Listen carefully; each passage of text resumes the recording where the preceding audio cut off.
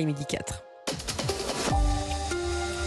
Europe 1, 11h, 13h, Pascal Praud et vous. Pascal Praud et vous, la suite sur Europe 1 avec vos témoignages et réactions 01 80 20 39 21. Actualité dramatique là encore avec ce supporter du FC Nantes tué samedi soir avant le match face à Nice. Un chauffeur de VTC a été placé en garde à vue. Selon le procureur de la République, peu avant 20h, plusieurs véhicules VTC transportant des supporters niçois ont été pris à partie par des supporters des ultras nantais. Et au cours de ces événements, un homme de 31 ans s'est effondré. Il est décédé sur place. La victime présente une blessure dans le dos pouvant correspondre à une arme blanche. Je vous propose d'écouter Amélie Oudéa-Castéra, qui était ce matin l'invitée de France Inter et qui imagine ce qu'on a dit 12 millions de fois depuis tant d'années, c'est-à-dire comme on n'y arrive pas, il faut interdire en France les voyages de supporters. C'est-à-dire que quand Nantes joue, il n'y a que des supporters de Nantes dans le stade. Quand Marseille joue, il n'y a que des supporters de Marseille dans le stade. Il n'y a plus de supporters de Paris, de Toulouse, de Nantes qui voyagent et qui vont dans une autre ville. D'abord, les policiers, les flics ont autre chose à faire peut-être le samedi que d'encadrer ces jeunes gens.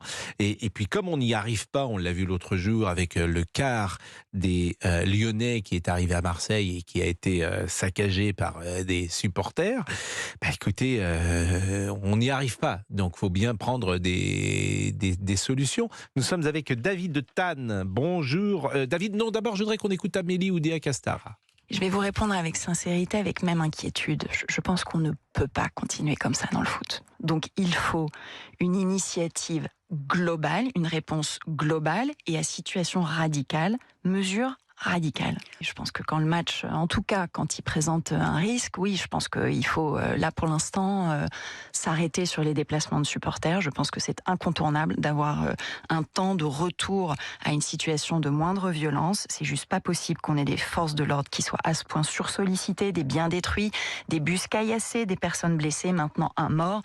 Basta, ça suffit. Ça suffit. Ça fait juste des mois qu'on le dit, ça fait juste des mois qu'on le dit, mais on n'y arrivera pas avec les supporters, d'ailleurs qui ne sont pas des supporters, qui sont des ultras. Simplement, nous sommes avec David Tannes, qui est porte-parole des chauffeurs VTC à Nantes, qui fait partie des chauffeurs agressés samedi soir. Je voudrais que vous nous racontiez. Bonjour Monsieur Tannes. Bonjour Pascal Praud, vous allez bien ? Non, évidemment pas, parce que c'est un drame absolu. D'abord, on peut avoir une pensée pour ce supporter qui était présent, même si ce supporter, si j'ai bien compris, était parmi ceux qui entouraient les vannes dans lesquelles des supporters niçois avaient pris place, c'est bien ça ? Voilà, donc nous aussi, les VTC du 44, on adresse nos condoléances à la famille du défunt. Quoi qu'il en soit, je viens d'écouter la bande audio de la ministre des Sports. David, on a un problème de liaison, donc on sécurise la liaison parce qu'elle n'est pas extraordinaire et on vous reprend dans une seconde. Aurélien, qui est supporter du FC Nantes. Bonjour Aurélien. Bonjour Pascal. Vous étiez au stade de la Beaujoire samedi ? Non, j'y étais pas. Et malheureusement, donc j'écoutais ça à la télé quand je regardais le match justement, qu'il y avait une agression autour du stade. Et au fur et à mesure, on a eu l'information au fil de la soirée comme quoi c'était grave et très grave et même mortel. Et c'est déplorable. Mais vous êtes supporter de la Brigade Loire ? Non, j'en fais pas partie. Supporter du FC Nantes, mais pas de la Brigade Loire, parce que voilà, c'est aussi, j'emmènerai jamais en tout cas mes enfants en tribune Loire à la Beaujoire par rapport à des comportements qui sont des fois un petit peu choquants par rapport à la jeunesse. Parce que vous avez été parfois témoin de certaines choses, parce que elle est globalement la tribune Loire, c'est quand même pas la plus virulente de tous les tribunes des supporters français. Je pense qu'il y a des tribunes en France qui sont sans doute plus violentes. Moi, j'ai toujours l'impression que globalement, cette tribune, alors elle est jeune, bien sûr, mais il y a quelque chose d'assez bon enfant, me semble-t-il, mais je voudrais pas... je n'y suis pas. En même temps, quand je dis bon enfant, il y a eu des condamnations, il y a des comment ça s'appelle, des pyrotechniques, des fumigènes, des fumigènes. Voilà, je cherchais des fumigènes. Le FC Nantes a été condamné. Je sais que Valdemar Kita plusieurs fois a mis en garde ou a prévenu les autorités que cette tribune Loire peut être assez turbulente. Maintenant, moi, je ne suis plus au stade, je ne vais plus au stade de la Beaujoire. Donc, votre avis m'intéresse, Aurélien. Alors moi aussi, c'est pareil, j'y vais un petit peu moins, hein, Pascal, mais c'est juste voilà pour entendre dire des personnes qui sont abonnées de cette Tribune Loire. Voilà, c'est toujours. Alors, faut pas généraliser sur la Tribune Loire. Il y a toujours des petits groupes, voilà, qui respectent pas, comme les engins pyrotechniques, les fumigènes et autres, où il y avait des interdictions. On a eu des interdictions de stade, de tribune l'année dernière, qui auraient pu être préjudiciables pour le club. C'est dommageable quand même pour un petit groupe. Et donc, c'est pas normal que voilà, on se soit de l'insécurité constante quand on parle des ultras, surtout de la tribune à la Beaujoire. En fait, la Beaujoire, il y a les bons enfants. Là, voilà, il faisait noir le soir, comme ça. Bon, c'est quand même dommageable entre supporters que ce soit des agressions. C'est pas normal. Donc pour moi, pour reprendre exactement ce que disait la ministre, il faut arrêter les déplacements. On marque une pause, mais quel monde quand même. J'ai grandi à Nantes et c'était un plaisir d'aller d'abord au stade Marcel Sopin où il n'y a jamais eu un incident à l'époque dans les années 70 entre supporters et ensuite à la Beaujoire. La Beaujoire existe depuis 1984 avec le championnat d'Europe des nations de 1984. Et c'est vrai que Nantes était une ville où il faisait bon vivre, qui n'était pas encore ravagée comme elle l'est aujourd'hui par l'insécurité, parce que c'est vrai qu'au-delà de ce supporter, c'est une ville aujourd'hui qui souffre de l'insécurité. Le nombre de témoignages de Nantais qui disent « je ne sors plus après minuit » ou « je vais chercher mes enfants lorsqu'ils sont dans la ville parce que j'ai peur ». C'est ça la réalité de Nantes aujourd'hui. C'est une ville où après 10 heures, vous n'êtes pas en sécurité. Alors, vous me direz, il y a d'autres villes que Nantes, bien sûr. Paris, évidemment. Mais il se trouve que Nantes était la ville la plus calme du monde il y a 20 ans ou 25 ans. À tout de suite. 11h-13h, vous écoutez Pascal Pro et vous sur Europe 1 et vous réagissez en composant son numéro. Appelez Pascal Pro au 01 80 20 39 21. Europe 1. Pascal Pro et vous. Et de 11h à 13h, vous écoutez Pascal Pro sur Europe 1. Vous le savez, un supporter du FC Nantes est mort samedi soir avant le match face à l'OGC Nice. Nous sommes avec David Tan, qui est porte-parole des chauffeurs VTC à Nantes. C'est un chauffeur VTC qui aurait tué ce supporter. Monsieur Tan, bonjour. Rebonjour. Oui, rebonjour Pascal, Voilà. navré pour la ligne. Je vous en prie. Alors, est-ce que vous avez, vous-même, vous étiez où samedi soir ? Alors justement, en tant que porte-parole, j'adresse mes condoléances à la famille du défunt et j'étais aussi le chauffeur en tête du convoi, puisque j'ai un véhicule 6 places, typé anglais, là, les cabs anglais, et c'est moi qui est en première ligne lorsque je roule, donc je vous fais grâce de l'itinéraire, et je vois les 300 individus se ruer vers nous, donc je ne peux pas m'échapper. J'ai des voitures en stationnement à ma gauche, la ligne de tramway à ma droite, du côté de la Halvec. Vous qui êtes nantais, vous voyez bien où c'est. Et là, ils ont pris à partie mon véhicule, ils ont essayé d'ouvrir les portes, qu'ils ont réussi bien sûr, détériorer, pour pouvoir se battre avec les supporters niçois, des jeunes de 20 ans. Et qu'est-ce que vous avez fait, vous ? Je baisse ma fenêtre, j'ai dit aux gars de la BL, parce qu'ils étaient tous en cagoulé noir et jaune et vert, donc c'est la brigade qu'on connaît. Je dis arrêtez les gars, c'est pas, faites pas ça. Et là, les petits jeunes derrière, ils ont peur, avancez monsieur, avancez. Je dis refermez la porte, ça tape, ça caillasse. J'ai un coup de poing dans mon pare-brise, et moi, malheureusement, j'avance, donc les gens s'écartent.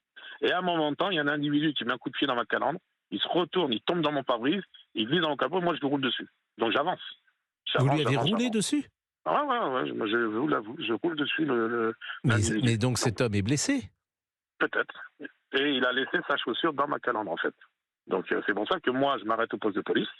Je signale l'agression pour protéger mes autres collègues. Donc c'est des événements. En fait, dans cet événement, il y a 7 scénarios. Chaque chauffeur est confronté à une agression. Et moi, je reste auprès de l'agent de police parce que je me dénonce. J'ai dit, j'ai roulé sur quelqu'un. Et là, j'entends sur les ondes radio police, arrêt respiratoire, massage cardiaque, en cours. Je dis, OK. On prend mon identité, j'attends. Et là, on m'a dit blessure par arme blanche. Bon, le policier me dit, vous avez une arme et tout. Je fais non, moi, je suis resté à ma voiture. Et il me dit, bon, allez à Valdec-Rousseau, vous savez, c'est le commissariat de police de Nantes. Et je suis allé à 21h39. Au moment où moi je suis auditionné en tant que témoin, et il y avait des jeunes niçois aussi qui étaient là, puisque un de mes confrères, lui, son véhicule était immobilisé, il s'est fait rouer de coups, il est parti à l'hôpital. Le troisième véhicule, je pense que c'est lui qui est incriminé sur le décès du supporter. Il a dû faire la même chose. Il a protéger son véhicule, l'intégrité physique de ses clients, et ils se sont battus. Et il est arrivé ce qui est arrivé. Donc moi, à l'heure d'aujourd'hui, il y a une enquête en cours, je ne sais rien d'autre. Je n'ai pas accès aux informations. Et le chauffeur VTC est toujours en garde à vue à l'heure qu'il est ? Oui. Là, il y a 48 heures de garde à vue. On attend peut-être monsieur le procureur qui va faire un communiqué de presse cet après-midi. En tant que porte-parole des VTC, je le soutiens. Voilà. Mais on est aussi compatissant sur le décès. Donc, il faut faire la lumière. Oui, c'est-à-dire qu'évidemment, on ne peut pas... c'est un drame absolu. C'est un drame d'abord pour cette famille, effectivement, que ce coup de couteau qui a été produit, bien sûr, un homme de 31 ans qui va au stade pour voir un match de football et qui ne rentre pas chez lui parce qu'il prend un coup de couteau. Ce monde est absolument terrifiant. Restez avec nous, David, dans une seconde. Et puis après, vous nous direz ce que vous pensez de la possibilité pour les supporters de ne pas voyager. C'est l'initiative de Madame Oudéa Castéra. Il est 12h17, on marque une pause, à tout de suite. Et pour réagir, vous composez le 01 80 20 39 21. Pour réagir et donner votre avis sur Europe 1, Rendez-vous sur la page Facebook de Pascal Pro et vous. Europe 1, Pascal Pro. De 11h à 13h sur Europe 1, Pascal Pro et vous. Et on vous retrouve avec David Tan, porte-parole des chauffeurs VTC à Nantes, Pascal. David Tan, effectivement. Alors, on peut imaginer que 48 heures de garde à vue, la garde à vue va donc s'arrêter en fin d'après-midi, j'imagine, même en début de soirée, puisqu'il a dû être mis en garde à vue à partir de 20h, 1h ou 22h samedi. Nous sommes d'accord, David ? Non, mon collègue s'est rendu le dimanche matin. Ah, c'est le dimanche matin. Dimanche dans la nuit. Vous avez raison. Donc, elle peut encore se prolonger cette nuit. Vous avez parfaitement raison. Est-ce que vous le connaissez, ce chauffeur de VTC ? Oui, bien sûr. Et est-ce que vous pouvez nous donner des indications du type de père d'homme qu'il est ? Il travaille avec vous depuis longtemps, il n'y a jamais eu le moindre souci. C'est quelqu'un qui sait habituellement garder son sang-froid ? Pour d'anonymat, je ne peux pas trop parler de mon collaborateur. Là, je vous entends mal, malheureusement, de nouveau. Donc, je n'ai pas bougé. vous n'avez pas bougé, mais là, malheureusement, je ne vous entends pas très bien. Donc, vous dites, parce que c'est un de vos collaborateurs, c'est-à-dire que c'est vous qui êtes le gérant de cette société de VTC ? Non, c'est qu'on travaille justement en partenaire d'affaires. Chacun a des contrats. Et David, on ne va pas insister parce que malheureusement, le son, je ne sais pas pourquoi, le son s'est détraqué de nouveau. Je vous remercie beaucoup. Moi, ce que je vous propose, David, c'est d'avoir un prolongement demain. Je le dis avec à Olivier Guédec, on en saura sans doute davantage, puisque peut-être, et sans doute même la personne incriminée sera-t-elle mise en examen. Il y aura de nouvelles informations que nous aurons. Est-ce que la garde à vue sera terminée demain matin ? On peut le penser. Donc je vous propose peut-être de se revoir demain matin, si vous en êtes d'accord, David, pour avoir de nouveaux éléments. Ok, ça marche. Désolé pour la ligne. Non, mais vous n'y pouvez rien. Hélas, c'est comme cela. Il est 12h21, la pause. Pascal Pro sur Europe 1.